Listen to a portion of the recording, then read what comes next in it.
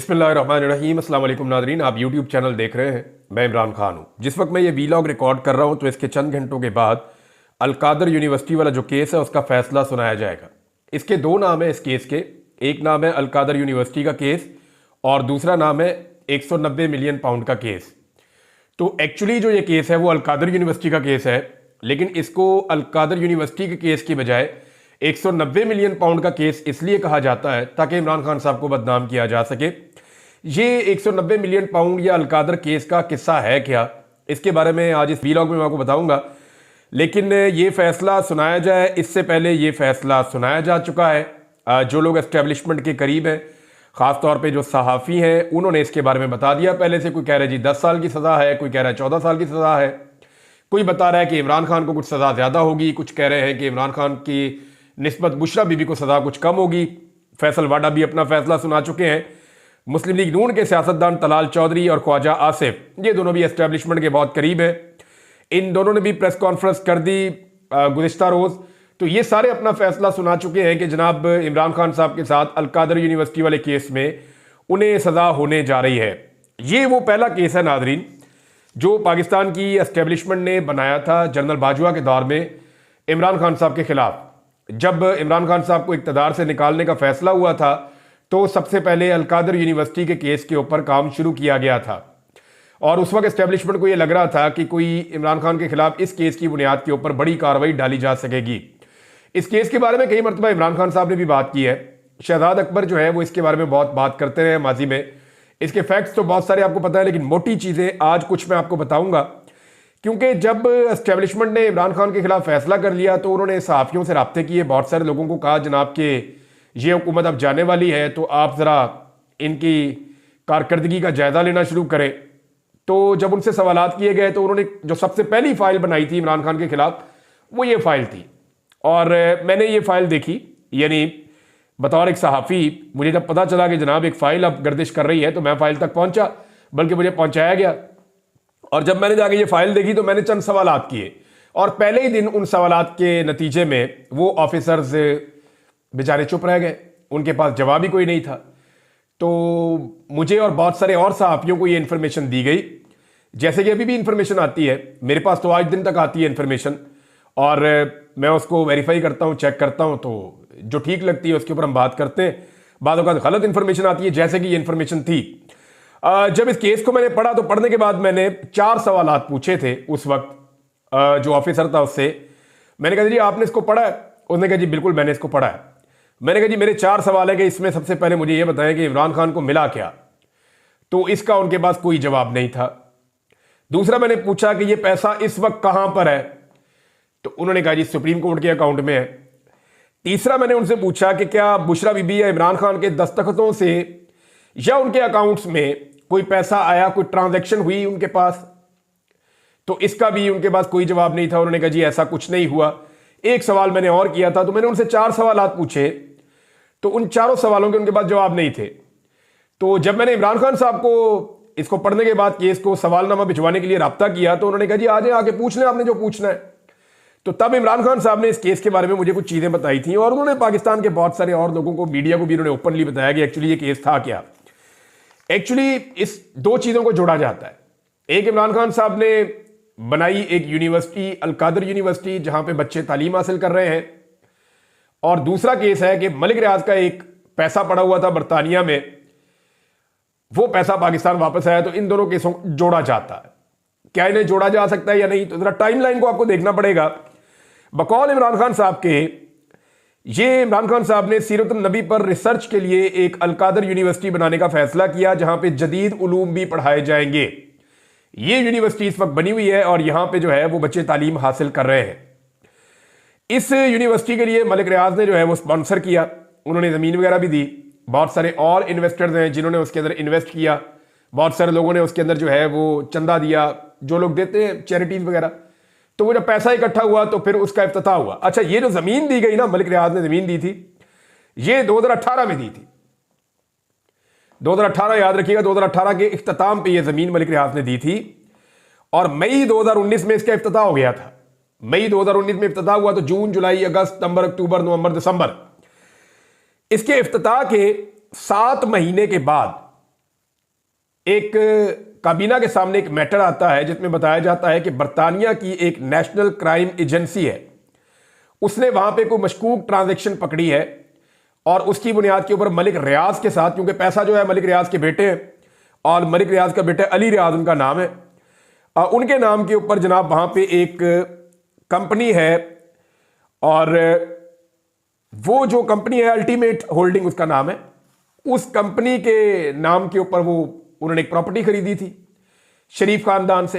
आपको याद होगा जब पनामा केस आया था शरीफ खानदान पे 2016 में, तो उन्होंने बहुत तेजी में बेचने की कोशिश की थी कि बेच के हाइड पार्क को तो निकल जाए।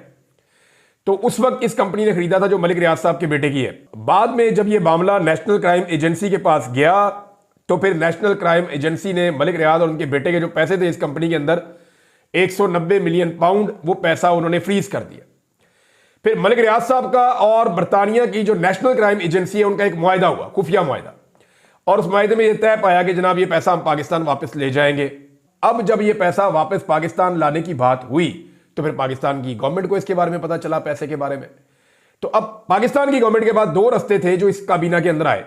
एक रास्ता यह था कि हम बर्तानिया में जाकर केस लड़ें और यह साबित करें कि यह पैसा पाकिस्तान से मनी लॉन्ड्रिंग के जरिए गया और करप्शन का पैसा है, तो इस पैसे को लाने या ना लाने के हवाले से कोई कंफर्मेशन नहीं है। दूसरा, पाकिस्तान तहरीक इंसाफ के लोगों के बकौल उस वक्त यह सोचा गया कि क्योंकि मलिक रियाज इस पैसे को वॉलंटरली पाकिस्तान वापस लाना चाहते हैं तो क्यों ना ये पैसा डायरेक्ट पाकिस्तान वापस मंगवा लिया जाए, 1 रुपया खर्च किए बगैर। तो काबीना ने फैसला किया कि जनाब हम इसको नहीं छेड़ते, पैसा ऐसे ही पाकिस्तान वापस मंगवा ले, हमने कोई केस नहीं करना। क्योंकि इमरान खान साहब के बकौल वकला ने यह बताया था कि $100 मिलियन पहले ही हम बाहर केसेस में हार चुके हैं और हमें कुछ पैसा मिला भी नहीं, तो ये 190 मिलियन पाउंड है, ये पैसा आप मंगवा लें पाकिस्तान में। तो जो उनको मशवरा आया काबीना में रखा, काबीना ने मंजूर किया और वो पैसा पाकिस्तान आ गया। पाकिस्तान जब ये पैसा आया तो सुप्रीम कोर्ट ऑफ पाकिस्तान ने मलिक रियाज साहब के खिलाफ एक फैसला दिया हुआ था और उसमें उनको एक अमाउंट जमा करवानी थी, तो ये पैसा उस अमाउंट की मद में सुप्रीम कोर्ट के अकाउंट में जमा हो गया। अब इस पैसे के अंदर से जनाब 1 रुपया भी इमरान खान के अकाउंट में नहीं गया, 1 रुपया भी बुशरा बीबी के अकाउंट में नहीं गया, 1 रुपया भी अलकादर ट्रस्ट के अंदर भी नहीं गया। ये सारा का सारा पैसा गया सुप्रीम कोर्ट ऑफ पाकिस्तान के अकाउंट में और वहां इसके ऊपर इतना सूद जमा हुआ कि ये पैसा काफी बढ़ भी गया बाद में, और अभी तक ये पैसा सुप्रीम कोर्ट ऑफ पाकिस्तान के अकाउंट में बढ़ा हुआ है। अगर तो इमरान खान की कैबिनेट ने यह फैसला गलत किया था तो फिर क्या होना चाहिए था? फिर होना यह चाहिए था कि जनाब पिछले तकरीबन 3 साल से हुकूमत बदली हुई है, शहबाज शरीफ साहब आए, उनकी काबीना आई, वो इस फैसले को रिवर्स कर देते, लेकिन उन्होंने इस फैसले को रिवर्स नहीं किया। इसकी वजह तो मलिक रियाज ही बता सकते हैं आपको, क्योंकि मलिक रियाज के ऊपर बहुत दबाव डाला गया। मलिक रियाज के ऊपर इतना दबाव डाला गया कि उनके कारोबार को तबाह किया गया, उनके दफातर के ऊपर छापे मारे गए। मलिक रियाज ने पहले भी बड़े चैरिटी के काम किए, इदारों के साथ मिलकर किए हैं, सियासतदानों के साथ मिलकर किए हैं, ये भी उन्हीं कामों की तरह का एक काम है। लेकिन मलिक रियाज को इसके अंदर जो है वो बहुत ज्यादा सख्ती का सामना करना पड़ा। उन्हें कहा गया इमरान खान के खिलाफ बादाम, आप गवाह बन जाओ, आपको कुछ नहीं होगा, आपका कारोबार भी चलेगा, आपका सारा काम चलेगा और काम भी देंगे। लेकिन ये मामले पे हैरत अंगेज तौर पे मलिक रियाज डट गए। उन्होंने कहा जी मैं इस पे कोई गवाही नहीं दूंगा, मैं झूठ नहीं बोलता। तो मलिक रियाज को उसकी कीमत चुकानी पड़ी, भारी कीमत उन्होंने चुकाई। लेकिन ये मलिक रियाज की, मैं वैसे नाकद हूं उनका, लेकिन इस मामले में मैं उसकी तारीफ करता हूं कि यहां पे मलिक रियाज ने डट कर यह कहा कि जी मैं झूठ नहीं बोलता, अब मैंने एक नेकी की है, मैं अपनी नेकी अपने गले डाल लूं। लिहाजा मलिक रियाज ने इसके अंदर झूठ बोलने से इनकार कर दिया, वरना यह केस बड़ा मजबूत हो सकता था, इमरान खान साहब के लिए बड़े सीरियस कॉन्सिक्वेंसेज हो सकते थे अगर मलिक रियाज वहां पे एक झूठी गवाही दे देते तो। बहरहाल मलिक रियाज ने गवाही दी नहीं, इमरान खान साहब के खिलाफ साबित कुछ हुआ नहीं, ना उनके कुछ अकाउंट में गया। दूसरा, ये जो ट्रस्ट है अलकादर यूनिवर्सिटी का, इसमें तो बाकायदा लिखा हुआ है किसी ट्रस्टी को 1 रुपया नहीं मिलेगा, ना आने जाने का खर्चा मिलेगा, ना उसको तनख्वाह वनख्वाह मिलेगी, कुछ भी नहीं मिलेगा, ना जमीन के अंदर कोई हिस्सा होगा। तो ये तो यूनिवर्सिटी जनाब बच्चों की है। अब हो ये रहा है कि मीडिया ये साबित करना चाह रहा है कि यहां पे कोई इमरान खान साहब ने करप्शन की है, जिसके नतीजे में जनाब ये केस हुआ है, और इस केस के नतीजे में इमरान खान साहब को सजा हुई है। क्योंकि ये सजा तो सुनाने का फैसला, सजा से पहले सजा तो सुना दी है, यानी जज को भी नहीं पता था कि मैंने ये केस का फैसला कब सुनाना है। लेकिन जो एस्टेब्लिशमेंट के करीब सहाफी या सियासतदान है उनको पता था कि फैसला कब सुनाना है। यानी पहले ये फैसला दिसंबर में सुनाना था 23 तारीख को, तो जो एस्टेब्लिशमेंट के लोग हैं उन्होंने कहा जी नहीं अभी नहीं आएगा। तो जज को नहीं पता था, एस्टेब्लिशमेंट के लोगों को पता था, फिर फैसला नहीं आया। फिर ये फैसला जनवरी में आना था 6 तारीख को, फिर नहीं आया।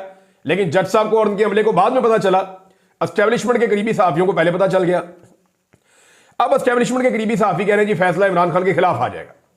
हो सकता है इमरान खान के खिलाफ आ जाए, लेकिन मुझे तो बहुत हैरत होगी अगर यह फैसला इमरान खान के हक में आ गया, क्योंकि इमरान खान को आखिरी वक्त तक इस फैसले से ब्लैकमेल करने की कोशिश की गई है। लेकिन देखते हैं कि इमरान खान साहब जो है वो इस फैसले के बाद क्या रद्द-ए-अमल देते हैं। फिलहाल तो वो इस पे ब्लैकमेल नहीं हुए, उन्होंने अपना मौक़िफ़ वही रखा जो उनका पहले दिन से था। यानी ये जो आखिरी मुलाकात कल के दिन में उनकी हुई है, एतवार वाले दिन जेल खोली गई।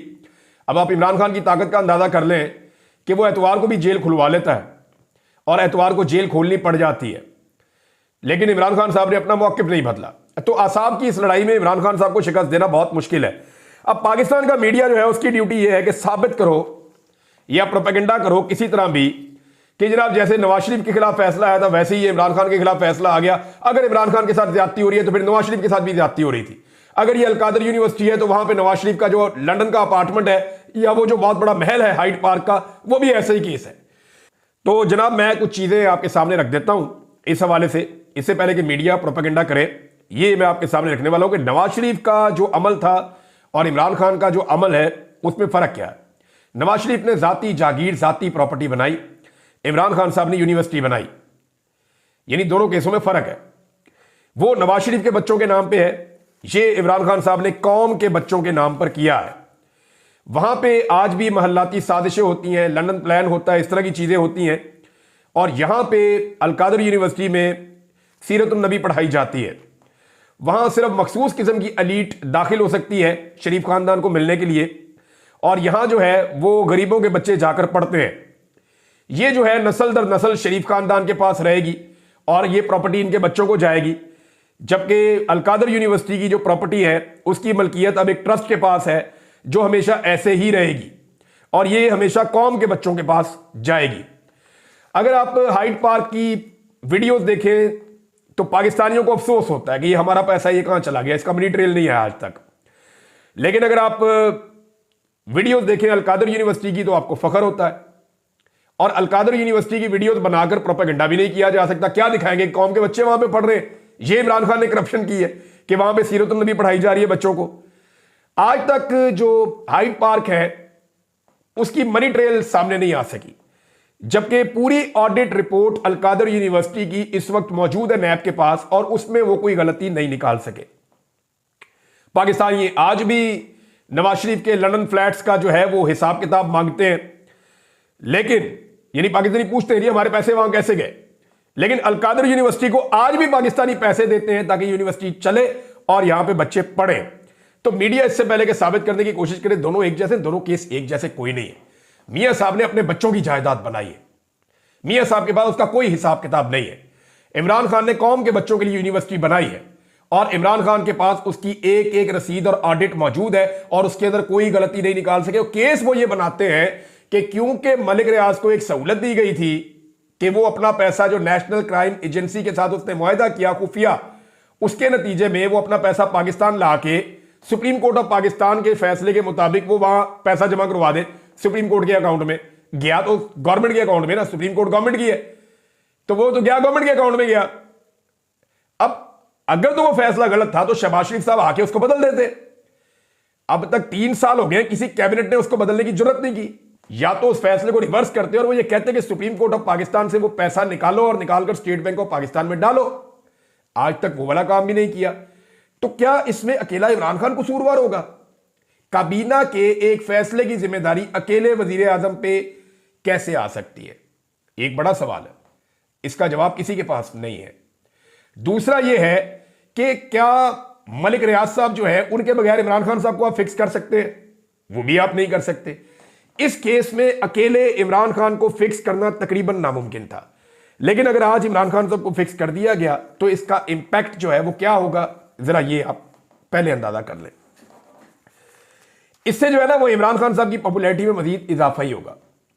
सोशल मीडिया के ऊपर ओवरसीज पाकिस्तानियों के अंदर गम गुस्से की एक लहर आएगी। पाकिस्तानी इस फैसले के नतीजे में भी इमरान खान साहब को करप्ट नहीं समझेंगे। अगर इद्दत जैसे फैसले से आप उसकी इज्जत में कमी नहीं कर सके, अगर साइफर जैसे फैसले से आप इमरान खान साहब को मुल्क का गद्दार साबित नहीं कर सके, अगर तोशा खाना वाले जैसे मामला से जहां पे इमरान खान ने कुछ चीजें अपने घर लेकर गए पैसे देने के बाद, अगर उससे आप इमरान खान को करप्ट साबित नहीं कर सके, तो जहां इमरान खान के पास एक ढेला नहीं गया, उस केस में आप इमरान खान को करप्ट साबित नहीं कर सकेंगे, उसकी शोहरत को नुकसान नहीं पहुंचा सकेंगे, बल्कि उल्टा इसका रद्देअमल आएगा। होगा यह कि इमरान खान साहब जो तहरीक आगे चलाना चाहते हैं, उस तहरीक को जो है वो ताकत मिलेगी और इससे इमरान खान साहब की मकबूलियत में भी इजाफा आएगा, इसका इंपैक्ट आएगा। तो नाज़रीन, जितने भी कोर्ट रिपोर्टर्स हैं उनसे जब मैंने बात की या मैंने उनके वीलॉग सुने या मैंने उनके तजज़िये सुने और जो खबरें मैंने देखी, उसके मुताबिक तो ये मामला टिकेगा नहीं। यानी आप किसी भी कोर्ट रिपोर्टर को सुन लें और उससे आप जान लें जिन्होंने इसको कवर किया है, वो बड़ा क्लियरली कहते हैं कि ये केस अगर फैसला इमरान खान के खिलाफ, जेल के अंदर तो जितने ट्रायल हुए सबका फैसला इमरान खान के खिलाफ पहले ही आया, अगर इसका फैसला भी इमरान खान के खिलाफ आ जाता है तो क्या ये हाई कोर्ट में टिक पाएगा? तो मुझे जितने भी मेरे सोर्सेज हैं जिन्होंने इस केस को सुना, चाहे वो वकला हैं, चाहे वो लोग जो हैं वो हुकूमत की साइड पे हैं, चाहे वो लोग जो हैं वो जर्नलिस्ट हैं, उन तमाम लोगों ने मुझे ये कहा कि नहीं, ये टिक नहीं पाएगा। जैसे ही ये हाई कोर्ट में जाएगा, नैब की बड़ी टिका के बेइज्जती होगी, क्योंकि इससे पहले जब भी इस केस को चलाने का फैसला किया गया तो मौजूदा जो चेयरमैन नैब है, इनके आने से पहले जो भी ऑफिसर थे उन्होंने इनकार कर दिया था। उन्होंने कहा ये मुमकिन नहीं है, इस केस के अंदर इमरान खान साहब को फिक्स नहीं किया जा सकता।